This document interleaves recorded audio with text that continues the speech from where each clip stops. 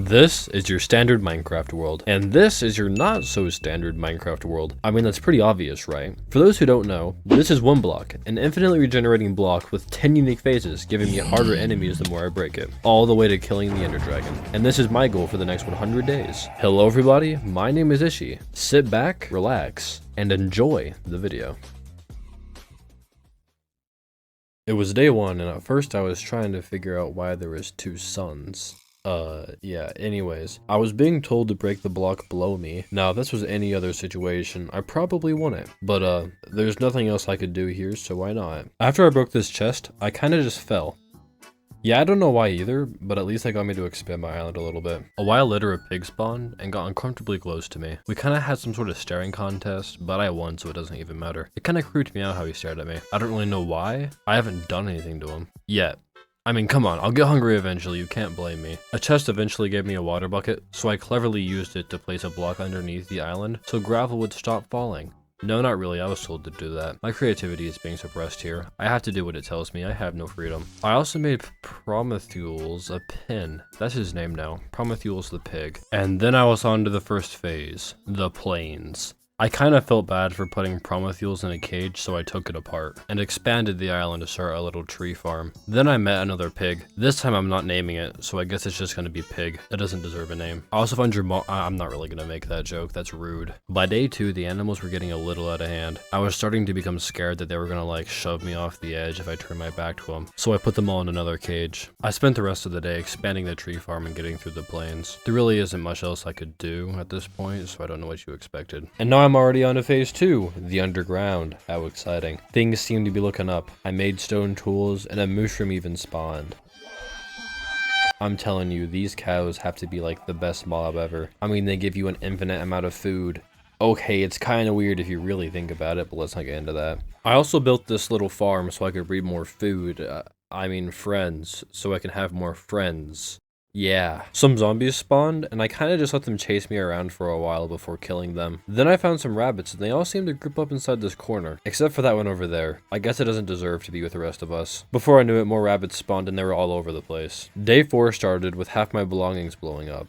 Yeah, I don't know why I didn't expect that, but it was very sad. This kind of caused me to entirely rearrange my island. And after getting just some grade A loot, you know, some great stuff, I was on to phase 3, the Icy Tundra. What a nice name. I wonder if it has a good personality too. No, not really. It's rather boring actually. It's just snow. A dog spawned and scared me really bad, but I guess that it just really wanted to eat my sheep. I was kind of sad that I didn't have any bones to give it, but whatever. While fighting some strays, I almost killed the dog and decided that it needed to not be where it was, so I put it somewhere else. It seemed to really want my water rabbit, and I did not like that. But they kind of just switched places, so now I have a water dog instead. It's funny how that works. Anyways, I made some iron tools and some foxes spawned. One of them killed my not water rabbit. That was sad. To cope, I started to work on my humble abode, my base of operations, my residence, my lodging place. Okay, I'll stop that now. My habitation. Okay, I'm sorry, I'll actually stop this time. And looking at it, it doesn't look bad. Just trust the process, okay? I managed to get some bones and make a new-ish friend. A polar bear spawned and tried killing my fox. And I don't know what you think, but I'm just gonna let natural selection sort this one out. Plus, it's kind of funny. I started collecting more dogs, and my first monster party started. I almost died, but all in all, it wasn't too bad. Then I spent the next few days building, and I started making this cool little pen area for my animals. Oh, I also moved on to the next phase, the ocean. By day 8, I had finished building my new animal pens, and a traveling villager spawned. So I had to, take care of that. I don't know what it is with me staring at animals, but the polar bear didn't seem to like me too much. I don't know why either. So I just collected my cow juice and moved on. The ocean phase started out by greeting me with some turtles. And then I watched one of them push the other one into the void. Okay. I was afraid that Teddy the turtle, that Teddy was gonna go into the void too, so I pushed him into my front yard. Then the next day I found my first diamond, and I decided to frame it in the house. And speaking of diamonds, I felt really bad for all the sea creatures that were dying when they spawned, so I tried to just end their suffering quicker for them, but I think I may have ended up just causing them more pain. But hey, it's the thought that counts. I don't know what that has to do with diamonds, but hey, I just needed an excuse to say that. What? No. I don't feel guilty for the fish. That's stupid. I was helping. I was helping the fish. Anyways, I got bored, so I started transferring my animals into the pens, and I invited the polar bear to live with me. I don't know what happened to my door, but it kind of just disappeared, so like, that happened. Prometheus? One of those freaky blockfish things spawned and just kind of like jumped off the edge. Like I didn't even have to do anything. I got another diamond too, so I decided to frame it in my house. Again, another monster party started and I got absolutely owned. And after respawning from the void, they kind of just disappeared. I don't know why or how, but that's not unnerving or anything. Absolutely nothing interesting happened on day 11, but on day 12 I got a trident, so I framed it. And I was finally on to phase 5, the jungle dungeon. How spooky. I decided to redo the entire area around my house and make it a little more opened up. And by day 13, I'd say it was looking pretty good. For some reason, I built this absolutely hideous wall in the middle so I could just hit any of the mobs off that spawn. Is that cheating?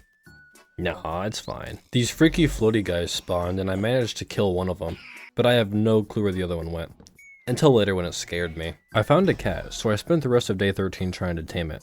And I eventually did. Not really, I gave up, but I did get a panda. That was pretty cool. So I shoved it into my house, along with all the other animals. And I finally realized just how stupid the wall looked. So I replaced it with a wooden fence instead. I also put a roof on my house. I don't know what took me so long to do that, but yeah. The animals started to annoy me, so I kicked the bears out of my house. If you can't tell, I usually cannot decide where I want anything ever. Constantly moving everything. On day 16, I wanted to build something new, and I started building a little pool area. At first it looked horrible, but by day 18 it was looking pretty clean if you asked me. I put the fence up because I was scared of the turtle. We all know what it did. I spent the rest of the day mining. I got a horse, planted some sugarcane, found another diamond, and framed it. Then I turned those diamonds into a pickaxe and framed it.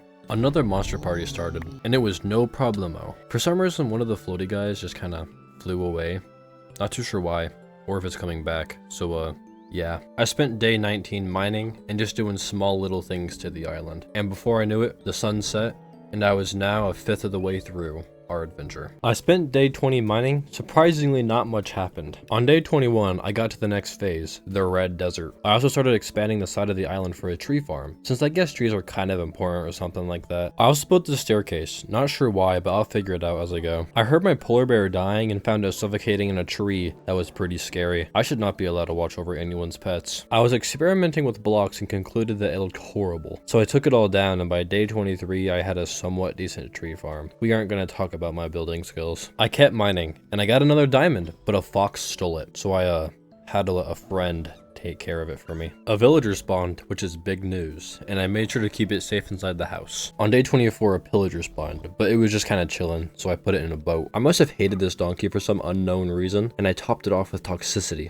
and kept mining. I used the diamonds I've been collecting to create some more tools, and these dudes spawned and started slapping me. But like, aren't they supposed to have an axe or something? I found this to be very disrespectful if they thought they could take me without a weapon, and brutally mauled them with my big brain skills. I started to feel outnumbered by the amount of animals aside, and there was just too many of them. They were all staring at me. It's kind of, that's kind of creepy.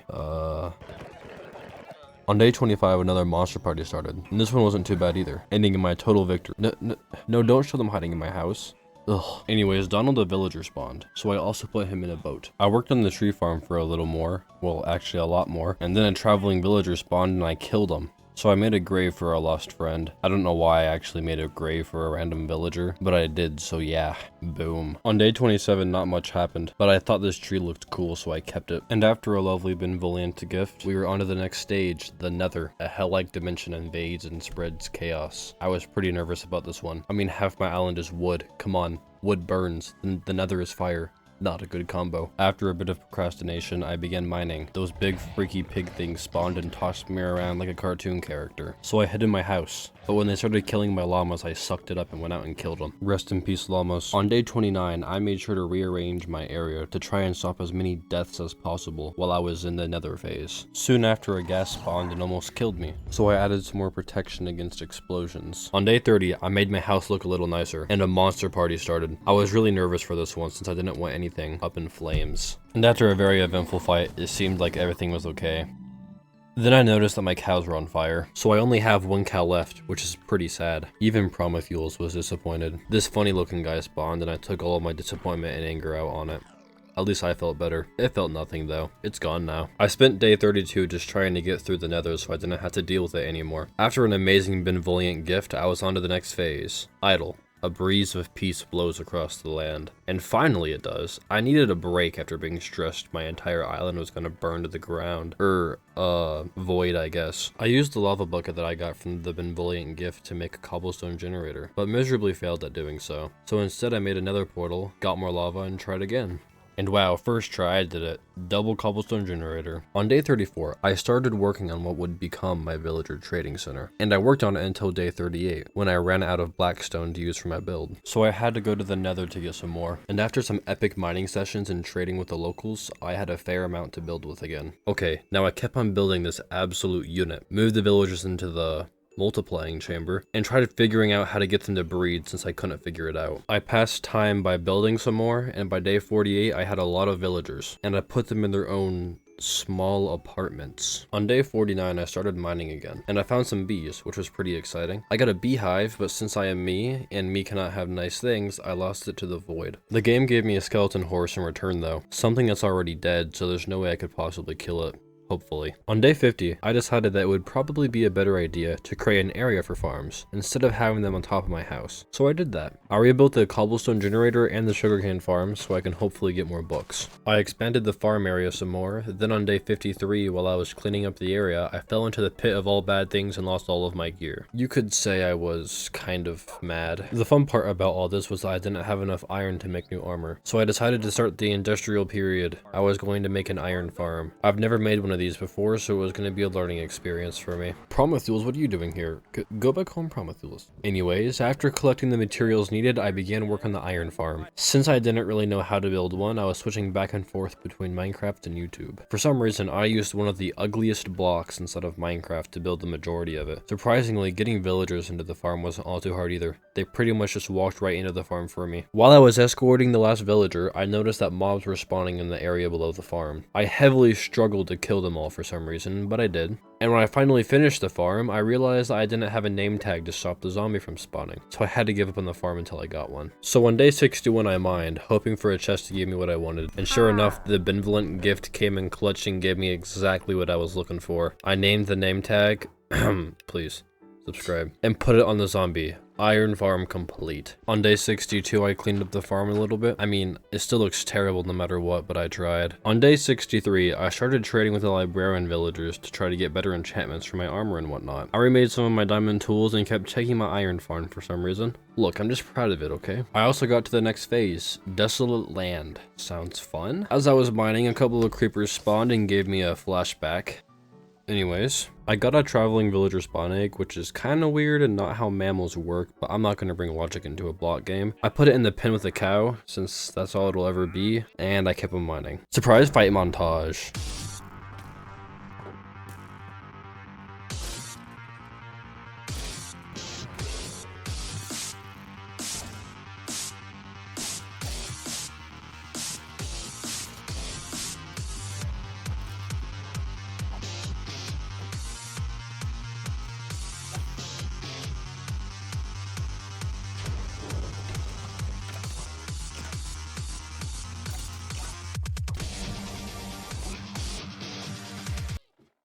Panda, no! I'm sorry! Rest in peace, Panda, too. He was a good friend of mine. Anyways, back to normal things, I guess. On day 67, I decided that I wanted more sugarcane faster, so I started looking into sugarcane farms. Once you build one farm, you just want to build them all. It's like an addiction, only it's nothing like any addiction, actually, it's just convenient. I always end up taking so much time trying to figure out how to do the simplest things, but by day 70, I finished the farm and I was happy with myself. I also dealt with the rest of the villagers in the trading hall, and on day 71, I had reached the final phase. The end. I spent days 72 through 75 trading with villagers and mining. Shulkers would spawn under the island and it was pretty annoying. Then a monster party started and it really wasn't all that bad. Just a ton of endermite. Then on day 77, the end was near. I finished the end phase, but I wasn't ready to kill the ender dragon yet. I'm not sure why, but I wanted a lot better armor before killing it. First, I built a little room for the ender portal, and it was pretty weird seeing my island from the bottom. I finished the build on day 79, and then I spent the next 10 days trying trying to get better armor. I kid you not, I spent 1/10 of all of my days trying to get better armor, which is fine, but nothing interesting or exciting happened during any of this time. So I guess I'll make it up with 200 days question mark? Like for 200 days. Anyways, on day 90, I felt pretty comfortable with my armor, so I put the eyes in the portal and hopped in. It's time for me to really show off my super good bow skills. I kind of felt bad for the Ender Dragon. I feel like it was just no match for my indefatigability and the raw strength of golden lined apples coursing through my American blood. After just one hit, the Ender Dragon was dead. Only one hit was needed. Just trust me, okay? Then I stole the dragon's future hope, and it was time to find some elytra. I'm not kidding when I say it took me 5 sleepless days to find it, on top of multiple end cities not having an end ship in sight. But once I got them, I headed home, and it felt great. For the last 5 days, I started working on the second floor to the villagers trading hall, which I decided I wanted to be my whole base, since why should the villagers have a cooler place than me? I didn't have the time to finish it all since it's pretty big, but maybe a project for 200 days? Question mark times 2? At the end of day 100, I brought Prometheus to the main area where he always belonged, and went to bed. And that was the end of my 100 days. If you made it to the end, that probably means you'll enjoy my future content, so please consider subscribing. I would heavily appreciate it. Anyways, stay tuned for the next video, and until the next one, see ya.